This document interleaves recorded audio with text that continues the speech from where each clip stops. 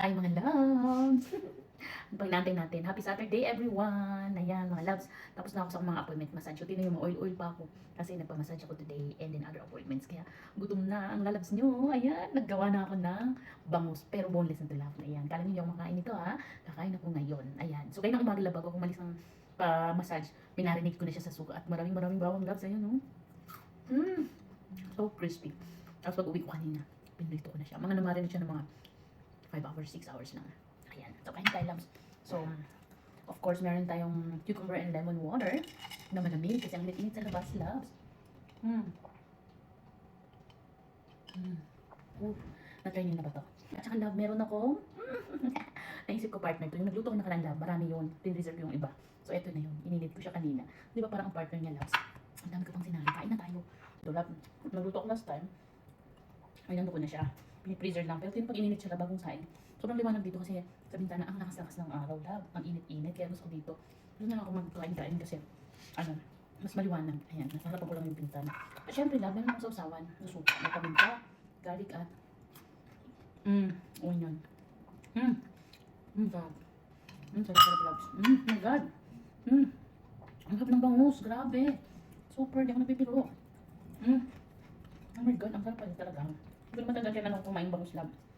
At yung mga garlic yan, love. Yan, sarap. Alam ko yung mga blend sa bintana kasi. Sarap. Ang sarap, promise. Ang sarap, gusto ko nga kumain, ah. Naisip ko lang na bagay siya sa adobong sitaw. Meron akong ginawang partner nito ng mga gulay, pero naisip ko, let's try this first natin. Ayan. Nakaka-happy. Ang happy-happy ko.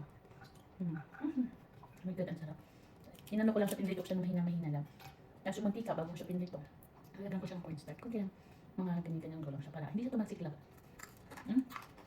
Kakain ko lahat. Tinik nyo, pati yung tinik. Napakaganda ng pagkaluto. Nilagay ko lang yung garlic sa prito na naluto na siya. Pero itong kain yung araw-araw. Promise. Ang gato. Oh my God, ang sarap pala nito. Ano yung sa akin na ano? Habang naluto ko. Naluto ko ng movie.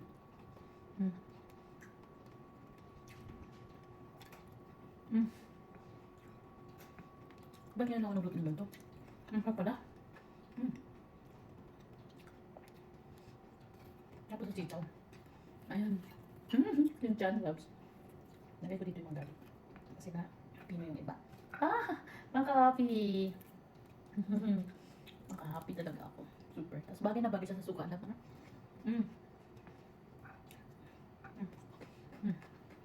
Natikman yung luto ko na. Ang sarap siya. Ang sarap talaga, promise. Tapos makakamay. Oh my God. Wala diet ko nito. Tapos gutom pa ako. Mas ang sarap. Gawa ka nito, loves. Ano ko lang nabibili na frozen na marinate na. Yung binili ko, hindi pa siya marinate. Ako na nag-marinate kanina. Kung yung suka lang. Kasi yung paminta. Napamamasaya ako, nag-dress ko lang. Yung ganit. Ito lang ang pamassage na dress ko. Nilang ko pa yung oil. Ang galing mo ng masahe. Super. Paggaling niya. Talagang pati mukha ko pinamassage. Makapal ako ng mukha ko. Ako lang sobrang hilig ko sa garlic. Tuwing umaga, nagsashot ako ng lemon and ginger.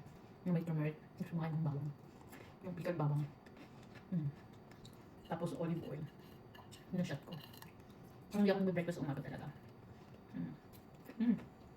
Yung garlic parang ano na eh. Kulang na lang mani eh. Pero na yung lasa niya, love. Kulang na lang mani eh. Para ano na siya eh. Yung lasa ng, oh my God, ang sarap. Ang technique pala siya para hindi tumigas. Medyo mabagal lang yung apoy. Pag minute na yung ano, medyo mabagal lang. Kain na tayo, love, love.